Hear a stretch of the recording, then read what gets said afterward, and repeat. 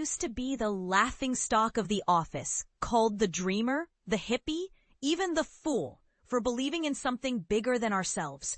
When I started practicing mindfulness and meditation, my coworkers mocked me behind my back, dismissing it as useless fluff.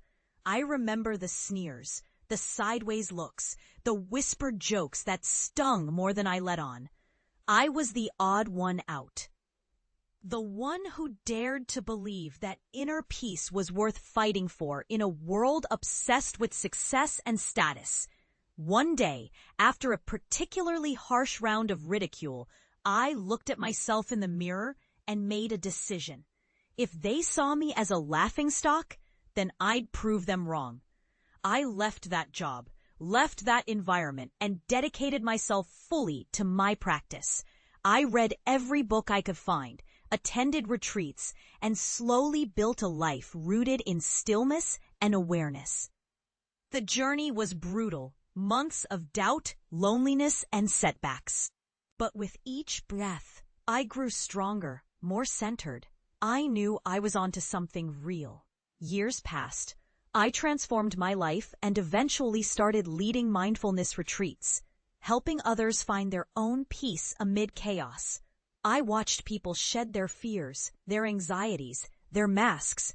I finally felt like I was truly making an impact.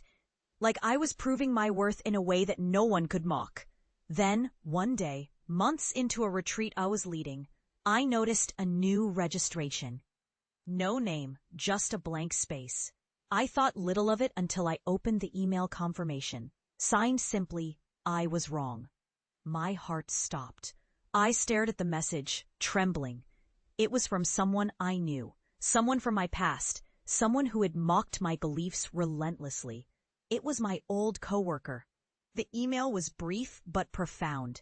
They admitted they'd judged me harshly, laughed at my foolishness, and dismissed my spirituality as naive. But witnessing the transformation of the people I worked with, experiencing the peace I'd found, had opened their eyes. They wrote how ashamed they felt, how they wished they'd been brave enough to explore their own inner worlds instead of ridiculing what they didn't understand. That moment hit me like a lightning strike. I had carried their judgments for years, letting their words define my worth.